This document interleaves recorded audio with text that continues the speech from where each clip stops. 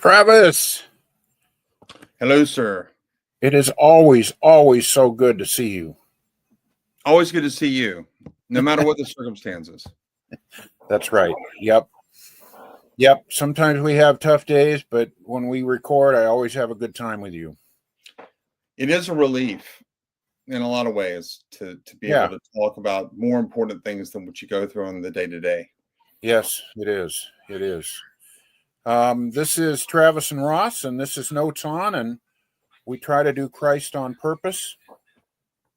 And usually, Travis and I talk about what we're going to talk about before the show. And I told him, everybody, this time. And trust me, Ross always sabotages it after we make a decision. I tell him I'm going to say one thing, and I say something else. I just love keeping him off. Monkey wrenches. That's it. So I want to make a statement, Travis, something that we have not talked about before.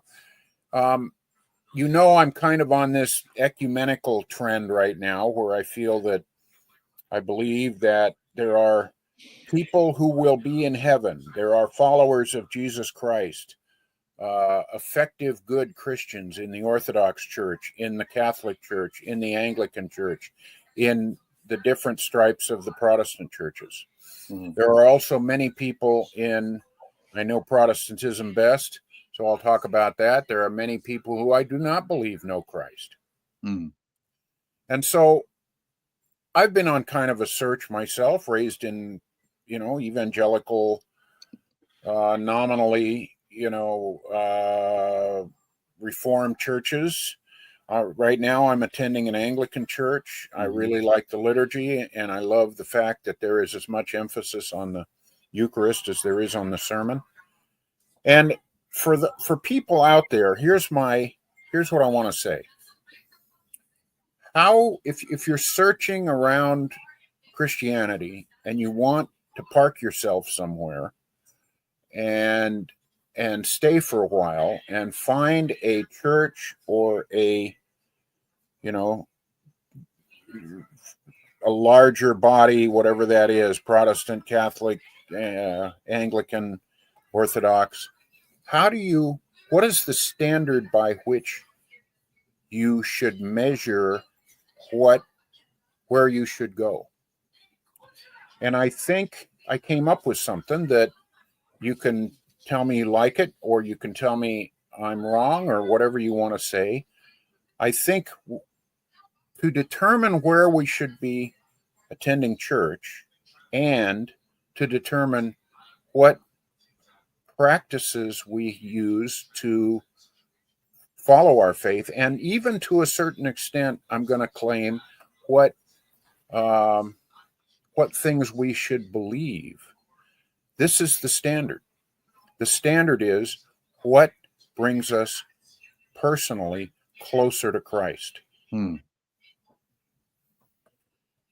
Now, you can say that it's tough with doctrine, but I'm going to give you an example, okay? I have a really good friend who has gone from the Protestant church to the Catholic church. Mm-hmm.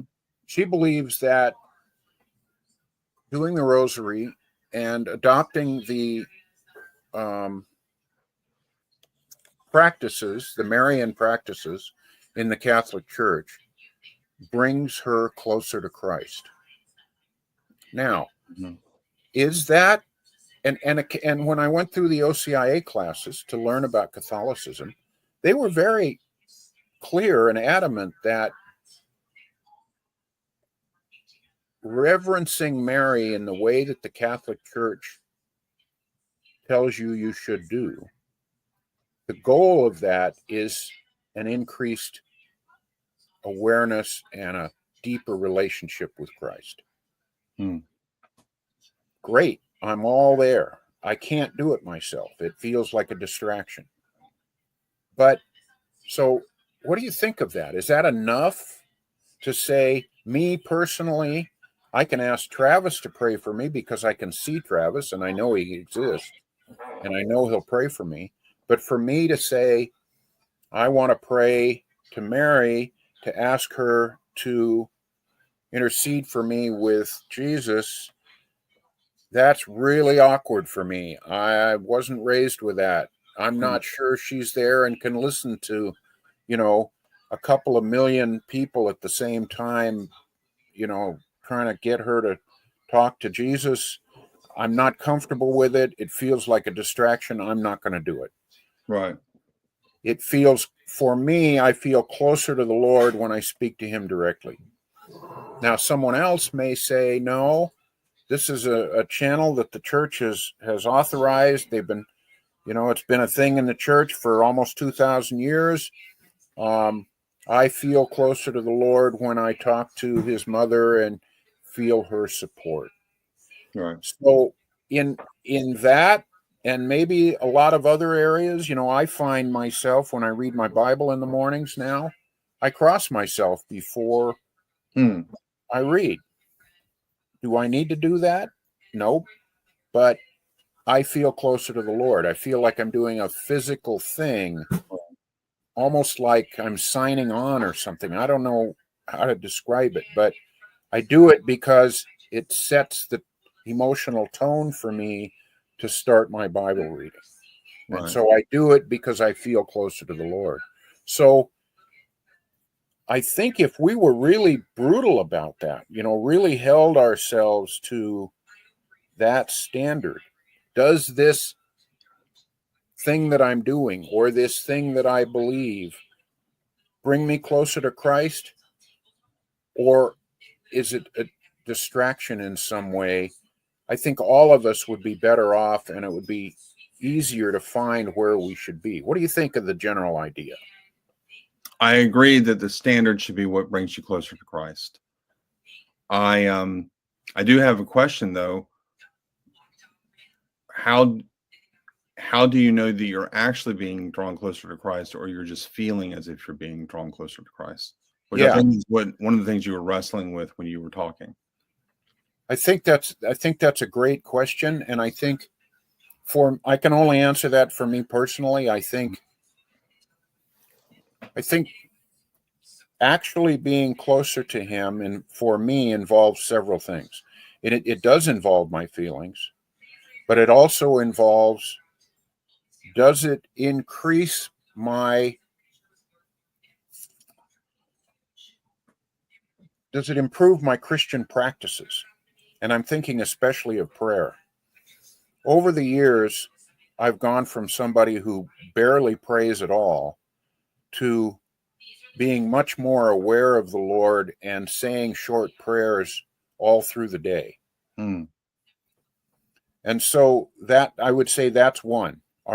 It does whatever you're doing help you to pray more? right. Does it help you to read the Bible more?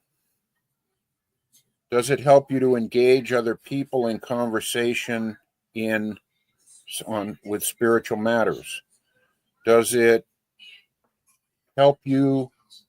I don't want to say go to church more often. That sounds really superficial. But does it? Do you get a sense of the Lord, of His peace when you are attending service? Um, do you start to hate the things of the world that are just trivial distractions more Right. when you are when you are practicing whatever this is? um Right. I guess that's my list. Well, very good. I'm not sure if I can improve it. Um, but there are certain areas that would need to be settled before you, I think, can be confident that what you're engaging in is a genuine spiritual practice. So, for example, the issue of sola scriptura. Uh-huh. If that is a false doctrine, then your only hope is to latch onto a church that has a magisterium that is at least authoritative, if not infallible. And the two options after you reject sola scriptura would be some kind of Anglo Catholicism, or because not all Anglicans, I guess, I guess historically they do accept his sola scriptura, but many modern ones really massage that in a Catholic direction. Mm-hmm. And then you have Greek Orthodox and Roman Catholic. And so it really just depends on what you think of that doctrine of sola scriptura first. Well, let me push back on that a little bit. Let's assume for a minute that Catholic magisterium is what the Catholic Church says it is. That it is basically infallible and is giving us the correct direction to go to find the Lord. Mm-hmm. But the Bible also, there's also this verse where God says, if you seek me with all your heart, you will find me. Mm-hmm. At least that's the basic idea. So my thinking is, let's again, assuming the magisterium is there, that it's true. Mm-hmm. But there's a Protestant who doesn't believe it. And he reads the Bible, he attends church, and one of his prayers on a regular basis is, Lord God, guide me in the direction that you want me to go in finding a church, in coming to know you. But let's just say they were raised Catholic and they had a really horrible upbringing, right? They were abused or something, and they just can't, in good conscience, accept the Catholic Church. Right. Don't you think that there's enough in the Bible and the Lord, and combined with God's grace in honoring someone like that someone would find the Lord? Oh, I think that finding the Lord in the sense of getting saved, there's not a whole lot you need to believe. I mean, I've said this many times, but I thought that we were moving beyond just getting saved and drawing closer to the Lord. I guess I was really vague in that statement. I think when I say finding the Lord, what I meant was developing a deep and a continuing and deepening relationship with Christ. Right. Do I think that there are people that reject sola scriptura who have a deeper relationship with Christ than people that accept sola scriptura? Yes. Okay. I think that there are people that hold to what I would consider a false doctrine who nevertheless, for other factors, have a better or more solid prayer life with the genuine Christ of Scripture than I do, or someone that I highly respect that has all their doctrines in a row. And so holding to something like sola scriptura, it can be a litmus test in one sense, but it can't be the kind of litmus test that would have you exclude absolutely anybody else from growing in the Lord. So for that matter, I think that there are all kinds of people walking around with all sorts of false doctrines in their head. And not only are they saved, they are growing in Christ. I hope that's true because I know that I have those doctrines floating around. Yes. So if you can't say that, then you're going to have a really hard time getting along with other Christians, because even in your own church, you're going to run into people that just don't see things the way you see them. And navigating that is one of the privileges, but it's also one of the great challenges of the Christian life. How do you interact with your fellow brothers and sisters who just plain don't see things the way you do doctrinally? Right. How important is this? Well, in one sense, it's very important. And by this, I mean getting your doctrines right. In another sense, if you're saying that all I need to do is get it intellectually right, but it's doing nothing to my soul, right, then you're missing the boat anyway. That's right. Like I have a student right now, she was challenged today in my class because I'm trying to press the point that the idea of God if it is incoherent, if the idea of God is incoherent, and we're talking about just a basic, what I would call minimal Abrahamic theism. Abrahamic theism being the idea that there is one God who's personal and who is all knowing, all powerful, and all good. And all of the other attributes that Christians in particular, but Abrahamic theists in general have entertained, we can put those up for debate. So the question is this minimal commitment to a God that I just described, is it true? Well, before it can be considered true, it has to be considered coherent. Mm-hmm. And if it's incoherent, then it's just false. And so one of my students, she said, well, I thought this was a faith issue. I said, no, it's not a faith issue. It's a fact issue. Because your faith can't conjure God up. That's right. Nor can your disbelief kill him. You know, God's existence is in a lot of ways irrelevant to your faith. So the question is, do you believe it is relevant to you? But it's not relevant for God's existence. And if God is an illogical idea, then God does not exist. Period. End of story. And I run into theologians all the time that just give pushback to this. Okay, so take this young girl. I trust that she's a Christian girl. She's grown up in a Christian home. She's just starting to think about these things on a deeper level. Am I going to say that her current relationship with Christ is any less profound than mine?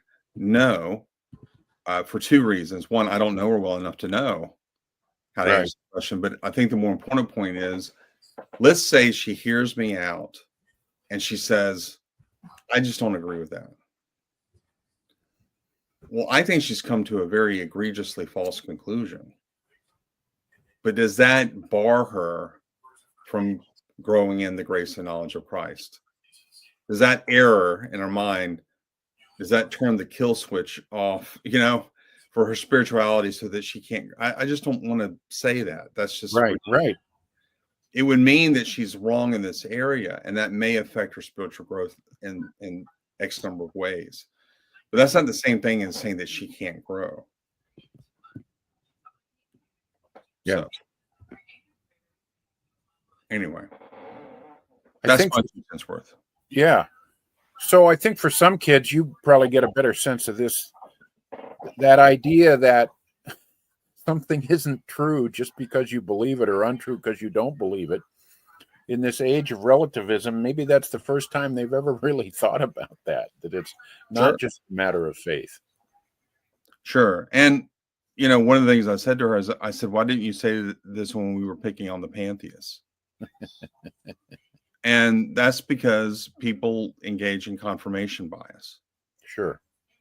And the confirmation bias is, I'm only going to look at the evidence that supports my view. And so if you're going to pick on somebody that has a different view of God than me, oh, great. That's illogical, that's false, et cetera, et cetera, et cetera. But if you're going to pick on my view of God, well, then I'm going to retreat to this insulated area that you can't touch with reason. Mm-hmm. And that's a very difficult thing for a lot of people to navigate, because their understanding of God is so basic to who they are. They're so identified with that. And this is why, even if you run into a person who's not very religious or spiritual, but you start pressing against the religion they were raised to believe, they might get defensive. I mean, Abdul Salib, this is an interesting story. Abdul Salib, that's not his real name. He's a convert to Christianity, and he co-wrote the book Answering Islam with Norman Geisler. And the book kind of put his name on the map. So Abdul Salib said that when he first came to the West, I think, if I remember his story correctly, he came to Spain. So here he is. He is from, I believe, Iran. He moves to Spain to study at the university, and he's studying for the first time Christianity. He is a nominal Muslim. He has never read the Quran. or if he has, he's read some passages and whatnot, but it's not like he studies the Quran. Right. But he's just raised in a Muslim home. So he knows about as much about the Quran as your typical Episcopalian knows about the Bible, which is not much. Yeah. So he's sitting in class. Well, he starts hearing these arguments against his religion. Well, then he automatically becomes interested in his religion. Now, why is that? Because of family, because of community. Yeah. He was born and raised in this family. He's not going to just abandon what he was raised to believe just because some professor says X, Y, or Z about the Quran. That's right. And that's what started him down his road to rejecting Islam. His first move was to defend it. And then over time, he realized, well, it can't really be defended. And so he becomes an evangelical Christian, and he ends up writing this really good book on Islam with Dr. Geisler. Yeah. And that's how we all are. So even those who don't really believe in God all that strongly might get a little offended if you start attacking what they were raised to believe. Yeah. And it's an interesting point of human psychology. We seek comfort. I think most people are more interested in comfort and a feeling of certitude than they are in truth. This is what Dan Walsh used to teach us in seminary. He goes, you got to ask yourself the question, are you more interested in certainty than truth? And I would distinguish between certainty and certitude. Certitude is a feeling you have. Certainty is more objective. It's when the mind really does latch on something that it knows is true. So I've always felt that passage that says, work out your salvation with fear and trembling is a lot about exactly what you're saying. Sure. Are we really willing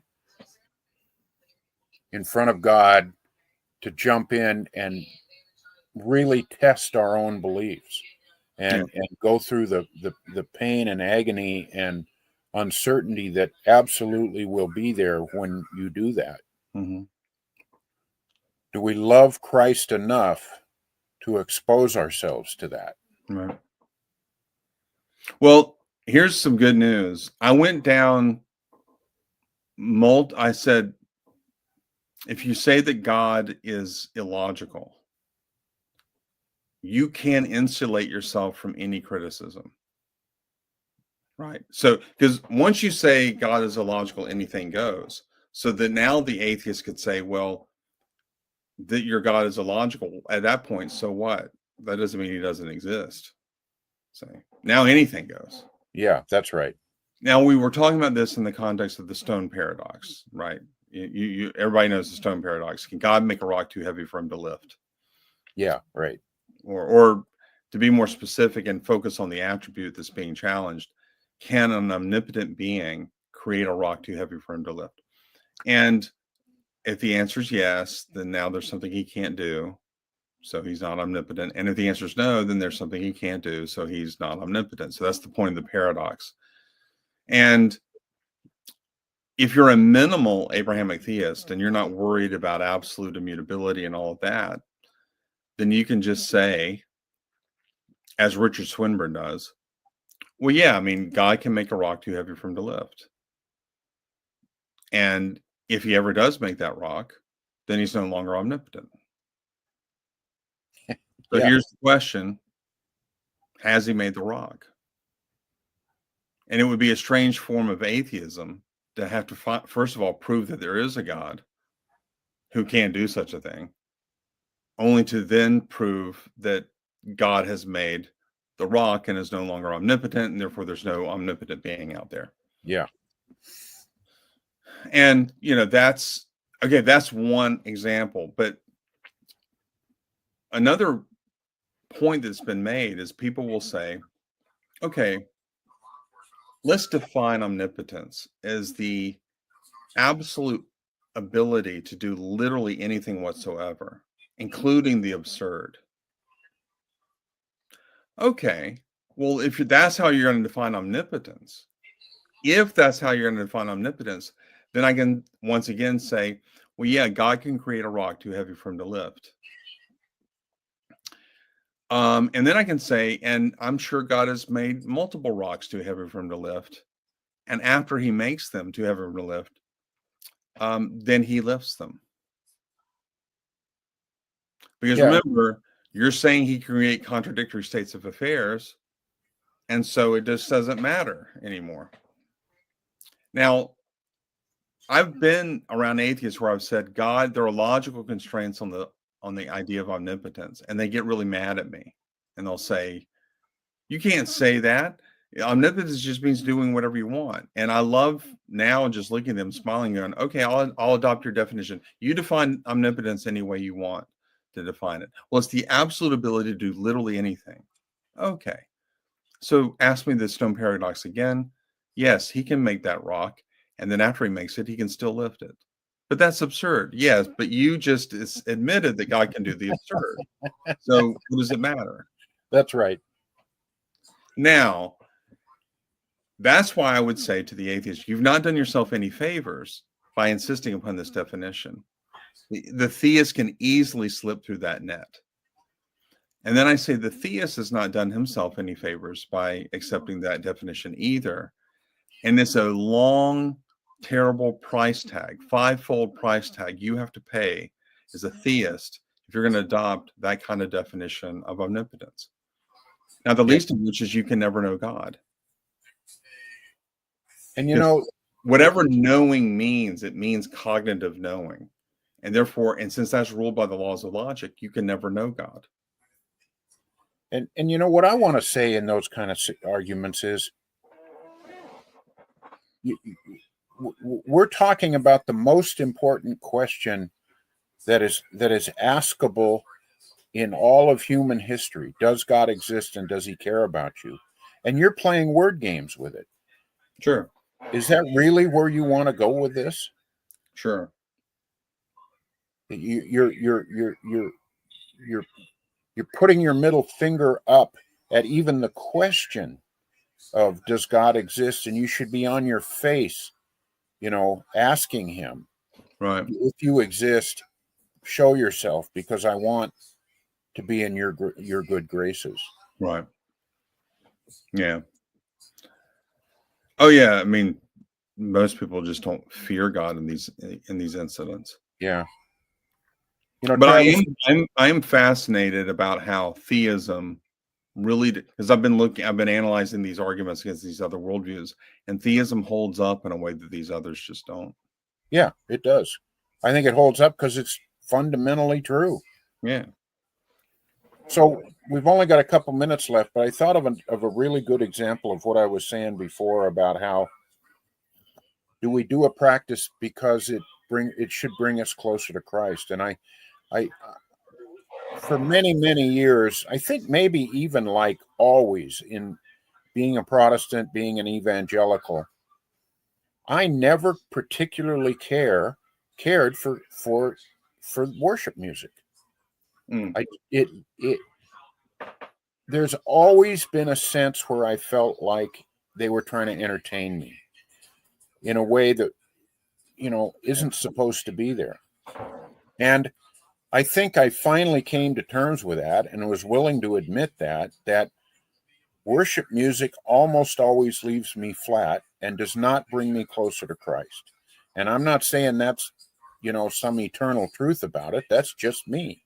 Mm-hmm. And so the Anglican church that I go to has two services, 7:30 service and a 2:00 service. 2:00 service has music. So guess which one I go to? I go to the 7:30 service. There's no music. There's a lot of liturgy. The Eucharist is wonderful, and I come away feeling really close to the Lord. And I guess what I just want to say is, that's okay. It's okay to make decisions like that. Yeah. Yeah, it is. I mean, it's not a total just what floats your boat, but yeah, there's certain things that move you and certain things that don't. And certain kinds of music. If they played old black gospel music in church, I'd be there every Sunday because that's what I like. That reminds me of a book written by Matthew Everard. Have you heard of Matthew Everard? No. He's a member of the PCA, and he wrote a book, pastor on the PCA. He wrote a book maybe a year ago. Mm-hmm. It could be longer, but it's called Worshiptainment. Yeah. Yeah. And he just analyzes the modern forms of worship. I haven't had a chance to read it, but I want to encourage people watching this to maybe get on over to his. He has a podcast on YouTube, and he's just an excellent communicator. I think highly of him, and I'm sure the book is worth a read. I do actually want to read it eventually. But Yep. All right, brother. Look at the time.